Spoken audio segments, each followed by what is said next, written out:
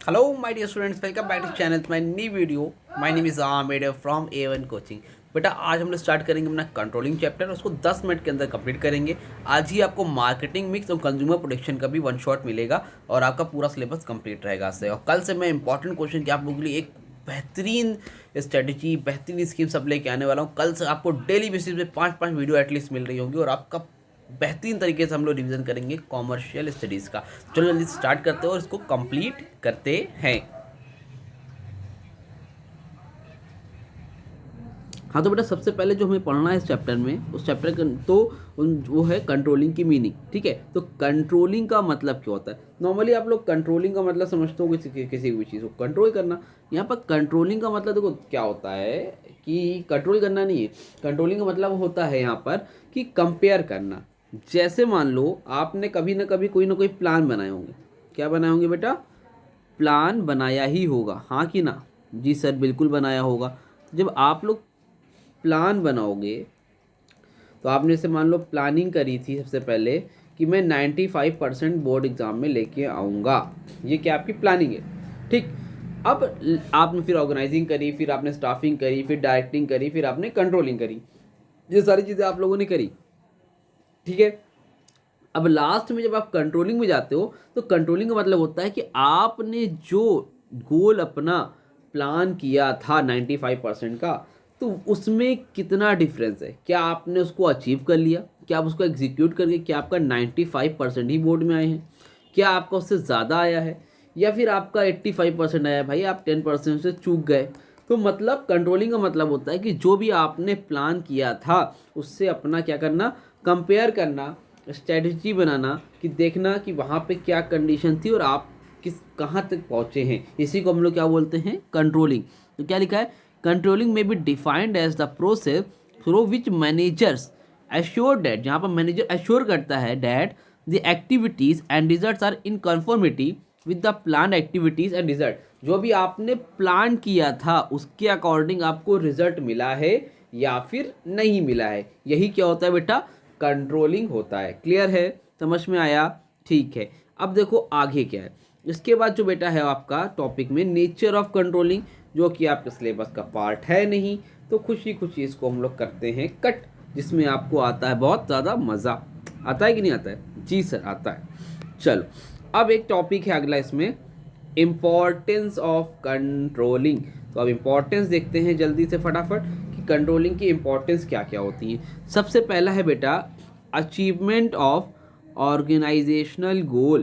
भाई देखो जो भी ऑर्गेनाइजेशन का गोल होता है उसको अचीव करने में हेल्प। कैसे आपने आपकी बात सोचा कि आप एक सिम कार्ड कंपनी में काम करते हो और आपका टारगेट है कि आप इस बार 500 वोडाफोन की सिम को क्या करोगे बेटा?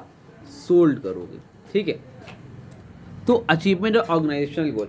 तो अब आपने ये प्लान बनाया था ना, तो अब आपको अब पता है कि हमें इससे ही तो कंपेयर करना है। तो कंट्रोलिंग आपकी हेल्प करती है अचीवमेंट और ऑर्गेनाइजेशनल गोल। आप क्या करोगे? तो हमने 500 का प्लान किया था, क्या हमने 500 अचीव करा या फिर हम 400 पे ही रह गए? तो इससे क्या मालूम चलता है कि आपको कुछ गोल है ऑर्गेनाइजेशन का जो कि ऑर्गेनाइजेशन को अचीव करना है। ठीक, उसके बाद है बेटा नंबर 2 पर ऑप्टिमम यूटिलाइजेशन ऑफ रिसोर्सेज। अब जो भी रिसोर्सेज होते हैं उसको ऑप्टिमम यानी कि प्रॉपर तरीके से क्या किया जाता है बेटा? यूटिलाइज किया जाता है। यूटिलाइज किया जाता है मतलब हमारे पास क्या होते हैं? ह्यूमन रिसोर्स होते हैं। क्या होते हैं? ह्यूमन रिसोर्स होते हैं। ह्यूमन रिसोर्स समझते हो, जो कि हमारे पास वर्कर होते हैं काम करने वाले। तो उनसे हम किस तरह से काम ले रहे हैं, क्योंकि अगर वो सही से काम करेंगे तो हमारा जो भी कंट्रोलिंग होगी वो क्या हो जाएगी? अचीव हो जाएगी। ठीक है, समझ में आ रही बात? थर्ड पॉइंट है आपका डिसेंट्रलाइजेशन ऑफ अथॉरिटी। फोर्थ है मीन्स ऑफ कोऑर्डिनेशन। फिर है आपका बेटर एम्प्लॉयज़ मोरल। तो डिसेंट्रलाइजेशन ऑफ अथॉरिटी का मतलब क्या होता है? डिसेंट्रलाइजेशन अथॉरिटी का मतलब होता है कि कई लोगों के हाथ में कंट्रोल को डाइवर्ट कर दिया। जैसे आपके हाथ मान लो एक पर्सन के हाथ में है तो आपने कई लोगों के हाथ में दे दिया, तो ताकि सबको पता है कि हमारा ये टारगेट है। सबको पता है ना कि भाई 50 सिम एक को बेचना है, 50 सिम एक को बेचना है, 50 सिम एक को बेचना है। ऑर्गेनाइजेशन का गोल 500 है, सबको आपने एक टारगेट दे दिया, तो सबको पता है कि भाई ये कंट्रोलिंग है, यहाँ पर हमें ये चीज़ अचीव करना है। सबको अपना अपना टारगेट दे दिया तो वहाँ पर भी आपका फ़ायदा होता है। आगे क्या मीन्स ऑफ कोऑर्डिनेशन। कोऑर्डिनेशन का मतलब सबको एक साथ लाना। कि भाई जो भी एम्प्लॉयज़ हैं सबको एक साथ लेके चलना भी कंट्रोलिंग का पार्ट होता है, क्योंकि सबको पता है कि अगर ऑर्गेनाइजेशन का गोल अचीव होगा तभी उनकी सैलरी अच्छे से मिलेगी, उनको वेजेस मिलेंगे, तो सब लोग अपने अपने टारगेट में लगे रहते हैं। लास्ट है इसमें 5th पॉइंट है, मतलब इसमें बेटर एम्प्लॉय मोरल। तो एम्प्लॉय का मोरल भी इंक्रीज़ होता है भाई, उनको मोटिवेशन मिलता है, क्योंकि उनको पता है कि अगर हम जो काम कर रहे हैं तो वो काम अगर अचीव करेंगे वो एम्प्लॉई, तो फिर उनका टारगेट भी क्या होगा, उसी हिसाब से अचीव होगा, है ना। तो अगर ऑर्गेनाइजेशन का टारगेट अचीव हो गया तो एम्प्लॉय का भी मोरल बढ़ेगा और उनको लगेगा कि हाँ, कि हम सही जगह पर काम कर रहे हैं। समझ में आ रही बात? क्लियर हुई यहाँ तक? कोई दिक्कत, कोई परेशानी नहीं है सर? चलो फिर आगे बढ़ा जाए। ठीक है, तो आप हेडिंग ज़रूर से याद रखना, अंदर आप अपने से भी बनाकर इसमें लिख सकते हो। ठीक, इसके बाद है बेटा आपका लिमिटेशन ऑफ कंट्रोलिंग, जो कि आपको सिलेबस का पार्ट नहीं है, इसको आप लोग कट कर लो। ठीक, इसके बाद है relationship between planning and control. अगला टॉपिक क्या है बेटा? Relationship between planning and control. ये आपका बहुत ही ज़्यादा इम्पॉर्टेंट टॉपिक है। क्या है? मोस्ट इम्पॉर्टेंट टॉपिक है और इसके पेपर में आने के चांसेस बहुत ज़्यादा हैं। इसको ध्यान से देख के जाना कि रिलेशनशिप क्या होता है, प्लानिंग और कंट्रोलिंग के बीच में क्या रिलेशनशिप है। भाई आप खुद समझो, तो आपने डिसाइड किया कि आपको इस महीने 1000 यूनिट क्या करने हैं, सोल्ड करने हैं। कोई भी चीज़ बनाते हो, मोबाइल बनाते हो, तो 1000 यूनिट, 1000 मोबाइल आपको सोल्ड करने हैं। ये आपका क्या है भाई? ये आपका प्लान है। क्या है? ये आपका प्लान है। अब आप क्या करोगे? इसको अचीव करोगे। क्या करोगे? इसको आप अचीव करोगे। तो आपने मान लो 1000 की जगह मान लो 900 ही आपने सोल्ड किए, तो ये क्या हो गया? 900 अचीव किए। तो अब आप कंट्रोल करोगे ना, देखोगे कि भाई आपने जो टारगेट डिसाइड किया था तो वो अचीव हुआ कि नहीं हुआ। अब सोचो, अगर आपने प्लान बनाया ही नहीं, आपने 1000 का डिसाइड किया ही नहीं, तो आप कंट्रोलिंग किस बात की करोगे? आप कंपेयर किससे करोगे? विदाउट प्लानिंग हम लोग कुछ कंट्रोल कर ही नहीं सकते। और अगर आपने कंट्रोलिंग नहीं किया तो आप प्लान कुछ भी बना लो, तो आपको पता कैसे चलेगा कि वो अचीव हुआ कि नहीं? समझ लो। तो दोनों का एक दूसरे से क्या है, बहुत इंपॉर्टेंट रिलेशन है। तो क्या लिखोगे इसमें? लिखोगे planning and controlling are closely interrelated and interdependent function of management. Planning क्या है? आर क्लोजली इंटररिलेटेड है, एक दूसरे से क्या है, इंटर रिलेटेड है, एक दूसरे के ऊपर डिपेंड करते हैं। Without planning the lies there no basis for controlling. Planning के बिना, है ना, basis for controlling. Without planning there lies no basis for controlling, मतलब प्लानिंग के बिना कंट्रोलिंग का कोई मतलब नहीं है। Planning is prerequisite for controlling. Controlling requires a standard which performance can be measure and evaluated. और अगर कंट्रोलिंग करना है तो कंट्रोलिंग से ही तो मेज़र करते हो, स्टैंडर्ड परफॉर्मेंस को मेज़र करते हो। अगर आपने प्लान ही नहीं किया तो मेज़र किस चीज़ को करोगे? समझ रहे हो? तो ये बहुत ही इंपॉर्टेंट चीज़ें होने वाली है, तो इसको ज़रूर से देख के जाना। क्लियर है? समझ में आ रही बात? चलो आगे बढ़ते हैं। अगला टॉपिक है बेटा आपका स्टेप्स। क्या है? स्टेप्स कह लो या प्रोसेस कह लो, कि steps in the process of controlling. तो स्टेप्स क्या क्या होते हैं भैया कंट्रोलिंग के? सबसे पहला स्टेप है इस्टेब्लिशमेंट ऑफ परफॉर्मेंस स्टैंडर्ड। क्या है? Establishment of performance standard.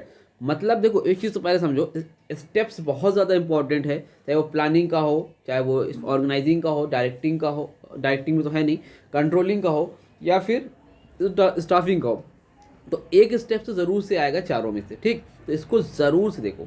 Last year controlling का आया था, तो अब हो सकता है फिर से आ जाए या फिर किसी और का है। तो स्टेप्स आपको सबके देख के जाने पड़ेंगे। ठीक, तो सबसे पहले है कि स्टैब्लिशमेंट ऑफ परफॉर्मेंस स्टैंडर्ड। पहला काम आप क्या करते हो भाई? आप परफॉर्मेंस स्टैंडर्ड को क्या करते हो? स्टैब्लिश करते हो। जैसे आपने डिसाइड किया कि हमको बोर्ड एग्जाम में 90% लेके आने हैं, ये आपने स्टैब्लिशमेंट कर दिया। भाई मेज़र कंट्रोलिंग में तभी तो मेज़र करोगे या पहले कुछ डिसाइड करोगे। तो आपने ये प्लान बना लिया 95%, 90%। तो इस्टेब्लिशमेंट ऑफ परफॉर्मेंस स्टैंडर्ड। तो पहला पॉइंट क्या है? आप लोग अपना परफॉर्मेंस का स्टैंडर्ड बनाओगे, भाई आपको करना क्या है। ठीक, उसके बाद जब आपने डिसाइड कर लिया कि हम लोग 90% लेके आएंगे, तो अगला काम क्या करोगे? Measurement of actual performance.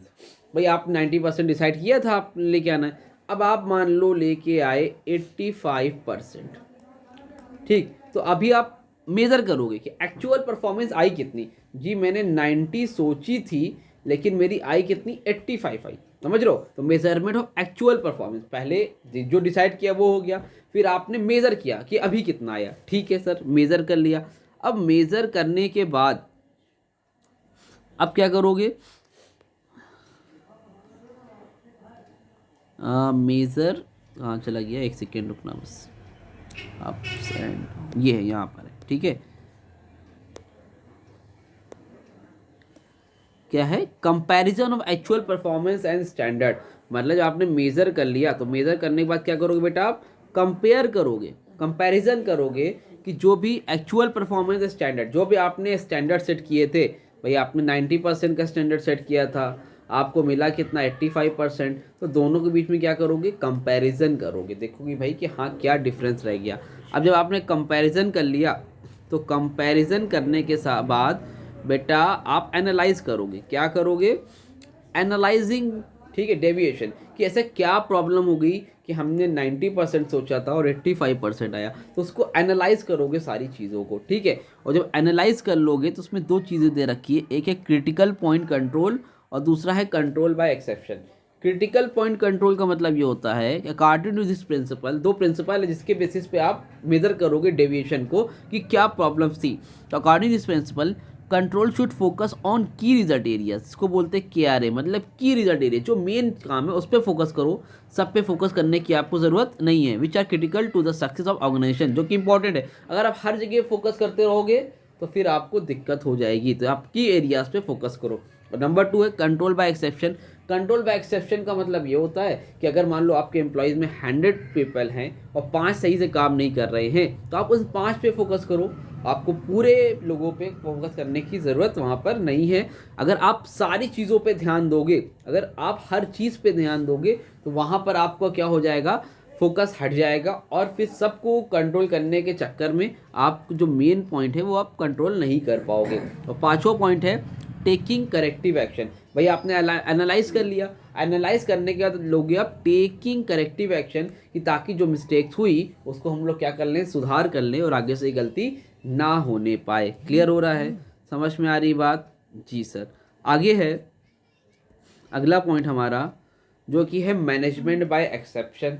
Management by exception का मतलब क्या होता है भाई, मैनेजमेंट बाय एक्सेप्शन का मतलब होता है कि एक आदमी के हाथ में सारी चीज़ें कंट्रोल में ना हो। अगर एक आदमी के हाथ में सब कुछ कंट्रोल में होगा, छोटे से लेके बड़े तक, तो वहाँ पर मैनेजमेंट में दिक्कत होने ही वाली है। तो क्या लिखा है यहाँ पे, लिखा है the activity on large enterprise are innumerable that is neither feasible not desirable for top management to control all of them. अगर एक आदमी सारी चीज़ कंट्रोल करेगा तो वहाँ पर दिक्कत होगी।